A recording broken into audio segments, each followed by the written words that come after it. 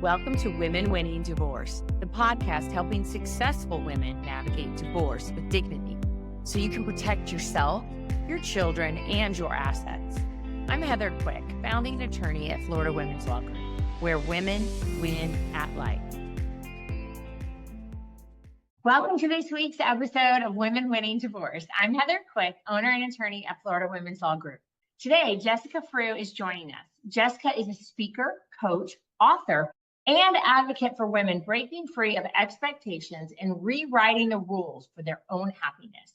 Today, Jessica and I will be discussing her new book, Shove Your Shoulds, the shoulds we live by and how to break free from them, why women often lose their identity in marriage and divorce, and how to reconnect with your intuition and make decisions for you. Welcome, Jessica. Hey, thanks for having me, Heather. Absolutely. It's a pleasure to see you again. You are a repeat visitor to our show, and it's so nice to have you here to talk about your exciting new book. Yeah, thank you. Well, for our listeners, Jessica, would you share a little about yourself and how you got to where you are today? Of course. So I always say my name is Jessica Frew, obviously, and I am a mom, a stepmom, a wife, an ex-wife, and a bold action taker. And I help women understand how to utilize their decision-making to work for them, especially during like big transitions in our lives. And I started doing this work and kind of realizing the power of this when I went through my own divorce. My ex-husband came out as gay and then ended up having an affair with a man when we had a 2-year-old daughter. And so we really had to rethink what our lives would look like. And there was a very clear path we'd been told we should follow. We were raised in a very conservative Christian religion. And that served us for a really long time until we got to this place where it's like, okay, first of all, Steve's not supposed to be gay. And secondly, we're not supposed to get divorced and you're supposed to make it work and power through. And we had to go through this process, both of us alongside each other, of deciding, what do we want this to look like now? How do we embrace what is in our life and who we are as we navigate divorce and this total, 180 of what we thought our lives were going to look like? And we had to leave a lot of the should behind of what we'd been told this should look like, of how you should navigate divorce. There were a lot of people that were like, you should be angry and you should be bitter and pissed and like carrying all of these things. And I was like, I can feel those. And also I'm not going to carry them with me throughout my life. I do not want that for me. I don't want that for my daughter.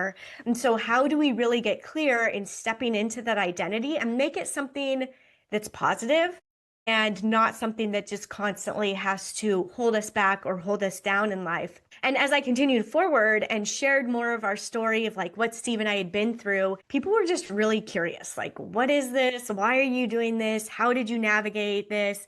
And so I understood that there is this process that we go through of unshoulding our lives, of releasing what we've been told our life should look like to embrace something that feels really good to us. And I've been coaching women for 5-6 years now and helping them and supporting them in this process as well. And I was like, I want to be able to connect and support more women. So I decided to write the book so that more people have access to this process. And it's just a starting point to help you start unshoulding your life. Well, and that's great. I'm so excited to get into this because you hear that a lot. We all know, we've all been told what we should do. And we all have in our head, I should do this, I should do that. So let's start here with this one because it's a powerful question. When's the last time you made a decision just for yourself without running it through the imaginary committee of your mom, your partner, your church, or even your childhood piano teacher? All right. So why is that such a powerful question? Yeah. I mean, I think it gets you thinking about, okay, when is the last time I made a decision for me? I speak to women often who are like, oh, I am a good decision maker. I make decisions so fast. And I'm like, okay, that is awesome. And are you actually making them for you and based on what you want and need? Or are you really good at making decisions based on what you know is expected of you? What you know these people in your life are wanting you to do and what they think you should do. And so there is this, it's very subconscious, I think, a lot of times where we are running it through that committee in our heads as we are making a decision. What is my mom going to think? What is my partner going to think? What are my kids going to think? What is all of these people going to think?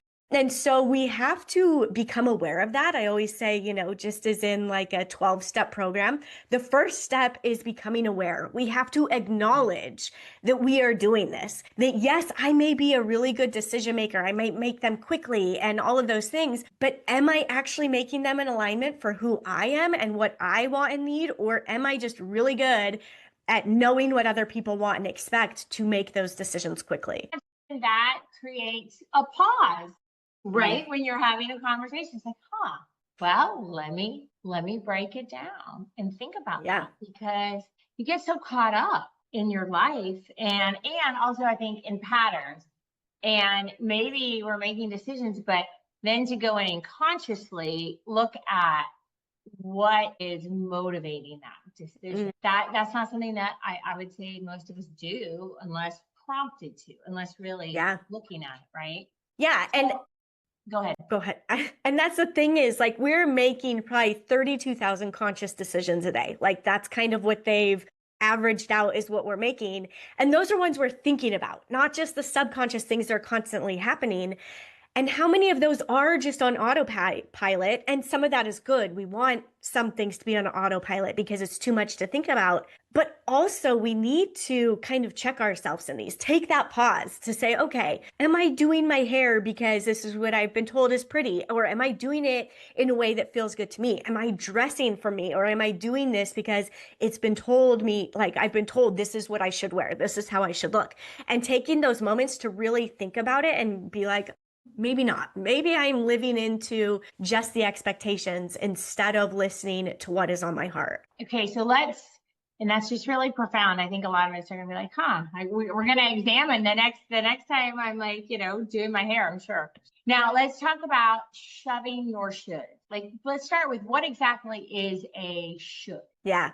I always think of should as that moment that we get to identify that we are placing judgment on ourselves. So typically when a should pops up, it's such an easy way to say, oh my gosh, there's a moment of judgment here. I should want this. I should do this thing. I should go for a walk. I shouldn't feel this way. I should be happy. I should be content. This should be enough. I shouldn't want more. Like all of these little moments, and they can be little things or big things, depending on how you look at that. But it's just such a simple way to identify that and to let it be seen.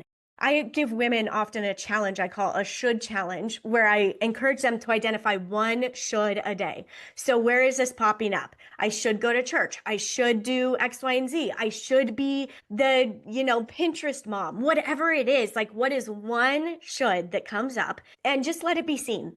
Acknowledge it, let it be seen. And that's where we start, is just identifying these shoulds, because they are signals that there's preconditioning there or judgment that we're placing on that activity, and that we have to do it. It's something we feel like we have to do when really it's probably not. And we need to evaluate that to make sure it's actually in alignment with who we are and what we want. Now, who teaches us these? Where does it come from? Yeah. I say we are the first person we are taught not to trust. And so at a very young age, by well-intentioned adults in our lives, could be parents, could be teachers, whoever's influential in our lives, we are told things like, it doesn't hurt that bad. It's not that big of a deal. You shouldn't feel that way. You shouldn't want that. Don't dress that way. Don't do this thing. You need to do X, Y, and Z. And again, this is done out of a desire to keep us safe, a desire to help us fit in, a desire to do all of these things. But ultimately, it shuts down what is inside of us. As little kids, we're like, my body is telling me this hurts really bad, but my mom, who I love and trust, is telling me it doesn't hurt that bad. So I must be wrong. And so we internalize this and we disconnect from what our soul, what our emotions, our intuition are telling us, and what our physical body is even telling us. And we say, I'm not right. Like, I need something externally to tell me what is right for me, to tell me that I'm okay, to tell me what I need to feel, how I need to look, how I need to dress. And I mean, think about, like, that amplifies when we hit teenage years and we are desperately trying to fit in. And there's certain sports you should play, or you need to play a certain instrument. You need to wear these shoes. You need to do all of these things. The voices just keep getting louder and louder. And I think of like teenagers today, and they've got social media and all of these things that are even expanding that voice of what they should do. So it starts very young. Yeah, it does. And as you were talking about, makes sense. Okay, when you're growing up and the thing, so you should do this, and you're in school, and there's just all these rules, all these things all the time. You're too loud. You should be quiet, right? You should not be disruptive. You shouldn't ask stupid questions, which is like the best kind of questions to ask, right? Yes. Otherwise, how are you going to figure it out? But now, as you were talking about social media, okay, well, the influencers, well, why do they call them influencers? Because they're telling you this is what you should use, this is what you should do, this is how you should look. It's a lot of stuff coming at us all the time. All the time. It's constant, and it's really hard. I mean, like, think of us, especially as women. We are told what our bodies should look like. We are told that we shouldn't age, that we should like all of these things. The messaging is so loud that we have to go through a process. If you want to be connected to your intuition, you get to go through a process of figuring out how to silence or shove those shoulds so that you can hear what is innately in you and given to you to act on, to do. Because I firmly believe we're all here for a unique reason. We all have unique gifts, but all of those shoulds are silencing that. And the connection that we then create with ourselves when we silence those shoulds, we then get to take that and be deeply connected to our purpose, to our work, to our families, to anything that's important to us that we care about. When we create that deep connection back to ourselves, we get to feel deeply connected to those things. Yeah, I love that. Now, many women listening may feel like they've done everything right. They followed the rules, checked all the boxes, tried to be good, grateful, successful, and yet they feel stuck. Why is that? Yeah, I mean, it's because they're not listening to their own intuition. We feel stuck because we're not listening to what is being placed on our heart. We are just living into that path. We are following the things we've been told. And I mean, I was so straight edge in almost every way you can think of growing up. I was very by the book, except like I always had weird hair and clothes. But other than that, like I was doing the things right. I was following that path. And then I marry this man who is gay. Like, what? This isn't what's supposed to happen. This isn't how my life is supposed to look. Were you going to say something? No, because I'm sure you're just like, yes, shocking for you, right? You've done all the right things, and then what happens? And so I think when we get to that point where we feel stuck, it's because we're forcing something that isn't right for us anymore. We're forcing something that isn't, and I don't even like saying right, like what's best for us. Because we get so hung up on like what is right and wrong and good and bad. And that is placing judgment on it as well. And I'm like, what if it's just neutral? Besides like the extremes, I acknowledge that on the extremes, there are definitely things that are innately wrong and all of that. We can acknowledge that. But in the day to day, there is very little that is actually right or wrong or good or bad that we want. Most women that I know are not wanting horrible things. They are wanting good, beautiful things for themselves, for their families, for their lives. And they are stuck because they won't acknowledge the thing that is on their heart. And so they just sit in it because there's fear or there's whatever on the other side of that. There's fear of what people are going to think. There's fear of the action they know they need to take. Maybe it is that divorce. Maybe it is speaking up and setting boundaries in their relationship. And that feels scary because who knows what's going to happen? Is my partner going to accept me? Or are they going to be like, who is this? Who did you become? So I think that's where we really find ourselves stuck, is when we won't acknowledge what is on our heart and what we need. And it's going to get louder and you're going to feel more stuck and more overwhelmed and unable to act the longer you sit in it. Hey, I think that I know that resonates with me and probably with so many of our listeners. And let's talk about like this conditioning. So much of this conditioning, be good, do what's expected, sacrifice yourself. You need to put your family first. Your children need to come first, and a lot of that is reinforced by religion, patriarchy, and authority figures. We've been taught, a lot of us, to trust. How do we start to unravel these deep ingrained thoughts? Yeah. And this is the part where we go back to, we are not going to judge ourselves for having this conditioning because it's not your fault. Like All of these systems were put in place. We are here. We are in it. We are going to acknowledge it and we are going to move forward. So in my decision-making process, the first step is to be gentle with ourselves. So we are going to start acknowledging where we're shitting on ourselves. And in that process, we are going to be gentle with ourselves as we do that. We're going to say, oh my gosh, I didn't realize I'd been carrying this. And I'm ready to release this thing. And oh my goodness, I didn't realize I was beating myself up constantly about this. And so we go through and we learn how to be more gentle and kind with ourselves, which isn't something we were taught. We weren't taught to do that. We were taught to push through, to keep going, to do all of the things. And so it's not natural for us to be kind and gentle to ourselves. We always hear like, talk to yourself like your best friend would talk, like, or you would talk to your best friend. I'm like, okay, but how do we actually do that? And so in the book and in my coaching stuff, I really go into how you learn to be gentle with yourself. And I say this is like 60% of the decision-making process is just understanding the shoulds and how to be gentle with ourselves in that. I will say when you start identifying shoulds, you journal about it. Journaling is huge. Writing something out makes a big difference. It helps you gain clarity. And as Brene Brown says, clear is kind. If you can be clear with yourself, you can be kind with yourself. If you can be clear with other people, that is being kind. And we think that if we're clear with other people, we're not being kind. That's not true. But we have to learn how to rethink what that looks like. And so when you journal without judgment and you journal without logic, which is very hard to do. But whatever is at play here in this world is speaking to you in logic that isn't, our human brains can't really understand it. But everything that I've acted on where I didn't let logic take the wheel has come out for me in the most beautiful ways, where I have trusted that inner knowing of like, this makes no sense that I'm going to do this. And yet it feels completely right. I went to dinner with the man my husband had an affair with before I moved away because I was like, okay, if he's staying with this person, I want to know who he is because my daughter's going to be around him and all of these things. And I look back at that and I'm like, who did you think you were to be able to handle this and to do it?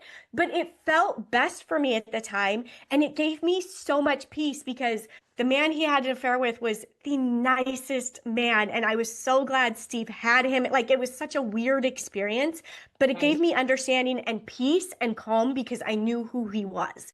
I still loved my ex-husband. I wanted what was best for him. I knew he had a support person. And also when my daughter went to stay with them for 2 weeks as a 2.5-year-old, I knew I could trust this man deeply because I had been in his presence and I felt who he was. So I think that's an important part is to really, it is key, is to learn how to be gentle with yourself and to understand that who you inherently are and what it is you want is not wrong. It's not bad. It's nothing that you were taught it is. It's just who you are and it's beautiful. So that, again, takes like 60% of this process. And it's huge. It's huge. It's a big step. Well, and I think that, one, as women, we carry so many roles. Daughter, sister, mother, fixer, peacemaker, homemaker, maker, worker. There's so many things and it can be exhausting. It might, I'm not going to say might, it's a challenge I would think, to say, all right, wait, I have all these roles, right? But who am I? Who am I? What do I want? How do I want to show up in all these places? And that's even like before we start talking about a divorce, which then is going to shake everything. But like that takes a lot of, I think, courage and willingness, like you said, just to really understand who you are. Because I think a lot of us can get so very lost in all the roles that we play. Yeah. And this speaks to two things. So this is where the strength really comes in. When you look at strong, courageous women that you admire, this is why they are strong and courageous, is because they are willing to feel. They are willing to say, you know what? I've been carrying this identity that I am the peacemaker, and it is not serving me anymore. I can still be a peacemaker and have boundaries. I can still be a peacemaker and speak up for myself. But it's understanding that identity piece and how we release what we think that means about us to embrace what it actually means about us. And I think about Pinterest mom. If we carry that identity, like we are showing up in all of the things, we are doing it all perfectly. And this is why we are tired, is because we're putting all of these things that we have to do or we should do to be that mom and to be that employee, to be that entrepreneur, to be whatever it is we're carrying. And I'm like, what if we stopped dropping some of those identities? What if we started putting less weight on what it means if we don't show up perfectly in these things? Because none of us are going to. It's not possible. Right. It's just an idea we have in our head that we're already doing it perfectly anyway, because we're not. I mean, you might get one a day, like, hey, I nailed that. But like, not showing up every day all the time. No matter what we tell ourselves, right? Yeah. And so when we can start releasing some of that and embrace what is and what we actually value and what identities we actually want to take, we get to feel peace and calm and joy. And we're not tired because we're embracing what is meant for us instead of just embracing what we've been told we should do. And this is actually step 2 in the decision-making process. You led into it perfectly. I call it be humble. And I'm not talking about being a doormat. I am not talking about being walked over. I'm not talking about any of that. I am talking about being humble enough to release our egos and what we think it means to show up in these different roles so that we can understand who we truly are. It's a learning process. What are my actual values? And how do I live in alignment? Are these things that I'm living in alignment? And I think like my values, and 2 of them I can trace back to when I was like a teenager, a young child, they have been the same. 2 of them have. And they're love and boldness. And for me, that meant showing up in love for myself first and love for other people. And doing that boldly in a way that felt in alignment for me, that was authentic to who I was. Because at a young age, I realized how much space that created for other people to feel safe with me. And I craved that. I love that people feel safe with me and they tell me things. My husband and I went and played pickleball with this couple the other day, and we came home and I was telling him something about like that the wife had shared with me and all of these things. And he's like, how did you know that? Like, we were there for this long. How did you get that deep with her? I'm like, people tell me things because they feel safe because I show up as myself. Therefore, they are safe to show up as themselves. So understanding who we are at our core and going through this like process of really getting clear on what does that voice sound like? Who is it in there? And I always tell my clients, like after we are in a session of talking about being humble and our values, like you have to go act on one thing now. I call it a trust your gut challenge. And I'll be like, you act on one thing a day that you want. What do you want to eat for lunch? Don't think about what anybody else wants. What do you want for lunch? What do you want to put on your body? What is your body telling you you need today? Is it that vigorous workout you had scheduled? Or is it saying, I just want to go for a walk? Or maybe you were just going to go for a walk and it's like, let's go run. Like trusting those things and acting on them, because it starts building trust with yourself. It starts building this safety within yourself to act on what you feel. And we're starting with small things so that we don't send our nervous system completely out of whack. We want to embrace these things on a level that feel doable and that feel like okay, and we create that momentum. Confidence doesn't come from more information. And I think about this with divorce all the time. I need all this information. I need to know every detail. I gotta like keep researching before I take any action. I'm like, okay, no, you get the information you need when you take the action. Then the answers come. Then you build confidence and you're like, oh my gosh, now I have this information. Now I know how to take the next step and the next step. So confidence comes when we act.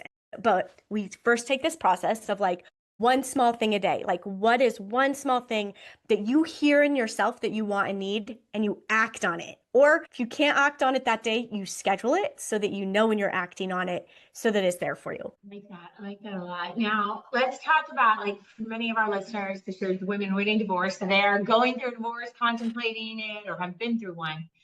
And do you find that many women have an identity crisis during divorce that is likely because of their shoulds or because of the voices, maybe expectations of their ex? Yes, 100%.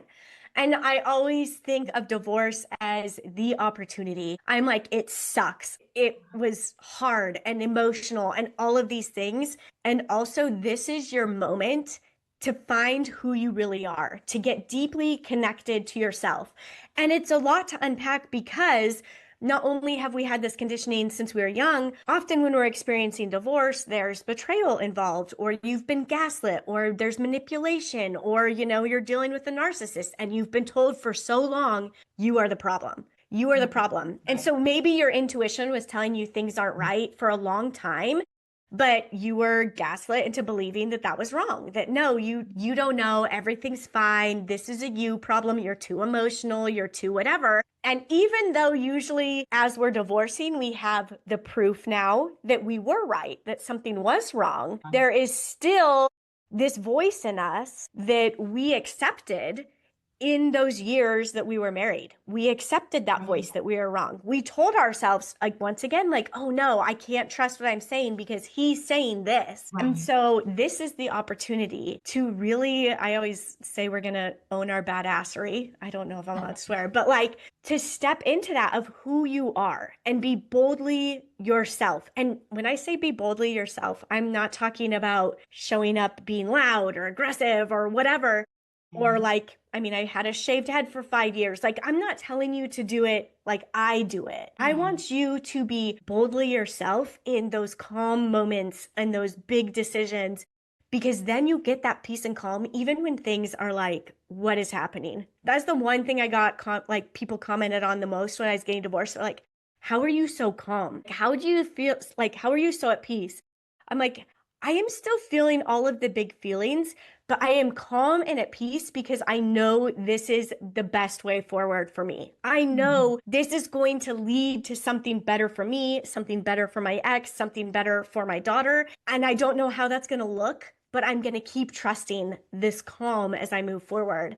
And so even when we're in the thick of this, we get to, when we are being boldly ourselves, there is a calm and a safety that comes that we've been craving in the relationship, but we didn't have. We thought maybe we had it, but now we get to have it as we leave this relationship. Which, in particularly, one, I think there are so many reasons that that's a great thing. Obviously, if you have children, it's great, but it's just great for you in general because, like, you and I look at divorce the same way. It's just an opportunity to take what has been presented to you to create something new, different if you want, and hopefully better. But it can be a challenge, but isn't that really what all of life is in some form or another? Is a challenge. And here's an opportunity that I think over time, like, I think the older I get, right, the more I realize, the more I listen to my intuition, or even just understand who I am, I can more clearly communicate that to others, which makes it more fair and kind to them, right? When we don't say what we really want or need, and then we're disappointed because we weren't here, and then it's really not fair to your partners, your friends who are like, but that's what you said. So how do we not take you at your word, right? Yeah. Like what you told us. Yeah, I mean, it's the same, like creating that trust with ourselves. We have to build it slowly on small things. And it's same in other relationships. If we are going to build trust with other people, we have to do these little things that create that trust. We have to be honest. And otherwise we get sucked into that self-betrayal, and it leads us to bitterness and anger and resentment. And ultimately, we're not actually bitter and angry and resentful at somebody else. It's actually us we're bitter and angry and resentful at for tolerating this behavior or for not speaking up about what it is we want and need. But we like to play a blame game. It's totally natural. It's very real. You are not bad or wrong for doing this. We want somebody else to blame for why our life is not going how we planned or why we're pissed or why we're angry. Like we crave that. It's real. And so when we can start releasing that desire to blame, that desire to point the fingers, and instead take ownership of our lives, we get our power back. And it's exciting and it feels good and it gets us closer to where we want to be. Yeah, let's talk about that. Like as your clients and individuals go through this process, they are, they're obviously something has caused them, which is great, whatever it is, to be like, all right, I need help. I want to get rid of these shoulds. And what kind of amazing things have you seen women really be able to do or enjoy or just transform when they are able to really incorporate this and live, as themselves and more authentically? Yeah. I mean, I've watched women come out from just the craziest situations in their marriages and divorces and dealing with exes who were manipulating and narcissistic and all of these things that we hear about and step into their power. Like I've seen them be at peace, even though they are co-parenting with some of the hardest people I have seen. Like I have one client I think of specifically, and she had lost her first husband suddenly in an accident.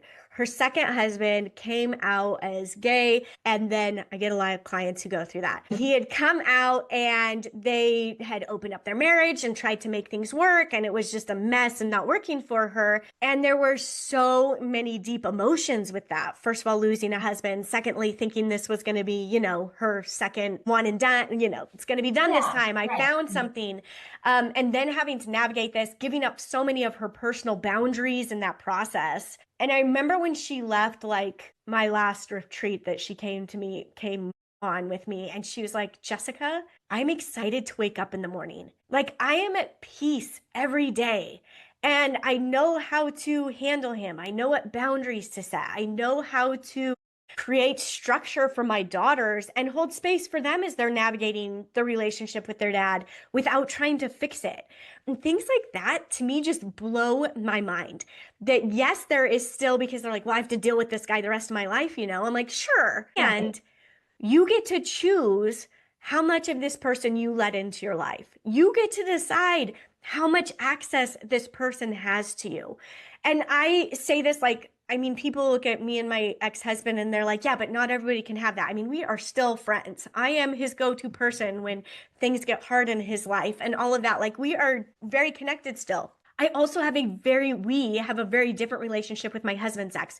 So I know that it can't always look like that. Like you can't be friends and have that, but you can still have peace because you are setting those boundaries, because you are coming through things. I mean, we have been through court battles and things with this woman that she just keeps throwing at us. And yet there's a peace and calm that we have found because we know who we are. We know our intentions. We know how to navigate dealing with her. How much energy are we going to give her? And honestly, to me, that is some of the bravest work that I've seen, not just in my own life, but with the women I work with and how we establish that. Like, to me, that's. Yeah, no, that is. All right. I want to talk this a little bit. Okay. Cause for our listeners, and before they go into the unshooting, I think we do need to understand, because it doesn't mean we get to say, I'm not going to take care of these responsibilities. Yes. Because I've got kids. So I do have some responsibility, but it's all in the way you do it, right? Because I'm sure this comes up, right? It's not like, you just leave. Exactly. But how do we balance that? How do we balance got these responsibilities? Yeah. But then I have this list of shoulds, and how do I discern? Yes. Okay. So one of the things, and I honestly think you asked me something similar last time. I was like, I didn't explain that well. It's funny because I don't remember that from many podcasts, but I do remember it from this one. My. And this is so I'm glad we're touching on this. Here's the deal, is in anything that we want in life, there are going to be things that we are going to do to get ourselves there that we're not going to love. Like there's going to be things that are just part of the process. And so understanding which of those we hold on to and which of those we release, because some of it is made up in our head that we have to do it or we should do it. Like there are things like I need to be in the classroom with my kid to be a good mom. That's bullcrap. Like you don't have to be the art mom to be a good mom. Instead of like putting all of these things on us that don't feel good to us, like we want to break it down to what does actually feel good. And one of the things I think of in this example a lot is we were going through a court case with my husband's ex. And in this, she was accusing me of withholding food from the kids' lunches. They went to a school where lunch wasn't served. And so we packed them lunch every day, obviously. And I love feeding people. Like it is a love language for me. I had lists in the kitchen of what the kids liked and what they would actually eat in their lunches and healthy options for those. Like this is something I wanted to be good at. And the claim came from supposedly I gave Penny candy, my daughter candy in her lunch, but not them. And it was twisted that I was then withholding food from their lunches and she was showing up at the school every day to check their lunches. So not only is this in court documents now that I'm withholding food, but also she is showing up every day to check the lunches that I'm packing for these kids. And so it's creating a lot of dissonance and like stress. Like I am waking up stressed to pack lunches for my family. And it's something I like to do. And so as soon as the kids transferred to a school where there was lunch provided, I told my husband, I am never packing a lunch for these kids again, not because I don't love them, but because of the stress that it's putting on me and the stress it's putting on them by having her show up and check. So I sounded like a real jerk in that moment. And it wasn't something I wanted to do because as a good mom, as a good stepmom, I should be providing this lunch for them. I should be catering to this, but it was doing nothing but creating conflict internally, externally, and everything. And so I set that boundary that I am not making lunches. Now, as the kids got older and things settled down, if they came to me and they're like, hey, will you pack me a lunch? I'm like, yes, I'm happy to pack you a lunch. I'm packing Penny's lunch. I'm packing your dad's lunch. Like, I'd love to pack you a lunch. But on the outside, that looked like a really mean thing to do. And it looked like something I should do, but it wasn't serving anybody. And so it's getting clear kind of on those things that like, you know what? I need to release this. I'm pushing it. I'm making it about me because this is it makes me look like a good stepmom when really if I released it, it served everybody so much better. Their mom wasn't showing up at school. I wasn't getting like, I didn't have this pressure. They didn't feel this pressure to go between me and their mom. It was one less pain point. And so I think we have to look at things and kind of understand like if it is causing me internal angst and like stress and anxiety, then it's probably not something I need to be doing. There's a different way to do it. There are options that I'm not seeing. I just got to open up the little box I put myself in to see those options. That's a great example. It really is. It's, you know, you mean you let your kids eat school lunch? Yes. I do. Yes, I do. Yep. And, you know, and that's the funny thing. Sometimes, you know, you have all these things and then they come home and they never ate their lunch. That happened to me. And they're like, oh yeah, it was Chick-fil-A day. It was pizza day. You know, I mean, they're like, I don't want to eat whatever this healthy lunch. I want that. So we put all this pressure on ourselves sometimes, and it really isn't helping anybody at all. Yeah, this has been such a great conversation, but I want to bring this up because this goes to something you say, you know, we often blame ourselves for not seeing the signs in our marriage, but you say that's not true. We did see the signs. We just silenced our intuition. So why do women do this? And how do they start trusting their gut again? Yeah. I mean, for years, again, we've been told that what is inside us can't be trusted. It's not safe. It's not what's right. We want to be the good girl. We want to be appeasing. We want to be people pleasing.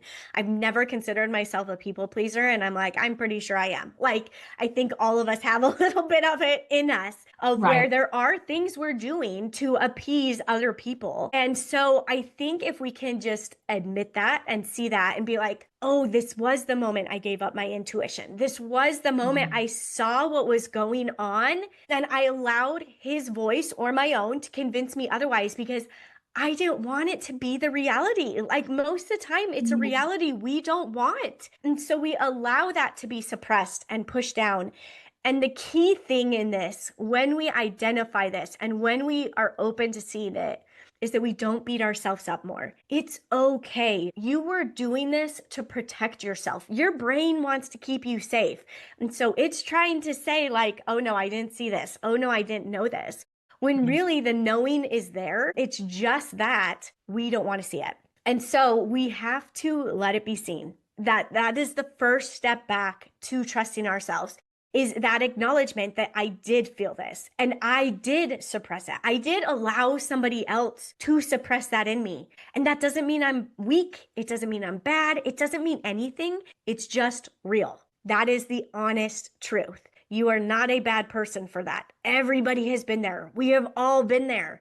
But now I get to take that information and understand that that is now my power. By knowing that, by seeing that, by understanding that, I get to do something with that information. I get to move forward. I get to have power. I get to have a voice. I get to trust myself and create that safety within myself. And again, it starts with those little things. We are going to do it with little things so that we don't blow up our nervous system any more than it's already blown up, but we're going to embrace those small and simple things that show us we are safe to trust ourselves again. Well, that's great advice, I think, because that's the best way to affect change without, like you said, blowing your nervous system up. It's just a little bit every time and build those muscles. Build that. Yes, it's totally. Yep. Keep building it. Well, I can't believe we've gone through our time. It's been a great conversation. But Jessica, before we go, our show is called Women Winning Divorce. And I'd like to ask you, what does winning at life mean to you? Winning at life, it means showing up authentically as myself, being bold enough to speak up for what it is I want and need, and not letting what my life should look like determine how it does look like. And so I think that for me is really what winning at life feels like. It's not like a constant high of joy or happiness. It's like a steady peace and calm that just feels good. I wake up and I'm like, I really like this life. Even when things are hard, it's just like I've welcomed that in. So I think that for me is what winning looks like. Awesome. Lastly, Jessica, where can our listeners find you for more information and resources? Yeah, if you are interested in the book, you can go to shoveyourshoulds.com and you can pick it up there. But I am most active on Instagram. If you want to find me there, it is Hey Jessica Frew. Go give me a follow, drop into my DMs, and I will be sure to get back to you. Wonderful. Well, we've reached the end of our show today. Thank you so much, Jessica, for joining us to discuss the power of letting go of our shoulds and living for ourselves. Yeah, thanks for having me, Heather. Listeners, if you or someone you know in the Northeast Florida area is going through or even thinking about divorce, you're not alone. Taking that first step can feel overwhelming, but it doesn't have to be. Our newsletter is filled with actionable advice tailored to guide you through this process. By signing up, you'll gain the tools to face the unknown with courage and see if we're the right fit to support you during this life-changing time. Don't wait. Click the link in the show notes, fill out the form, and take the first step toward building a brighter future today.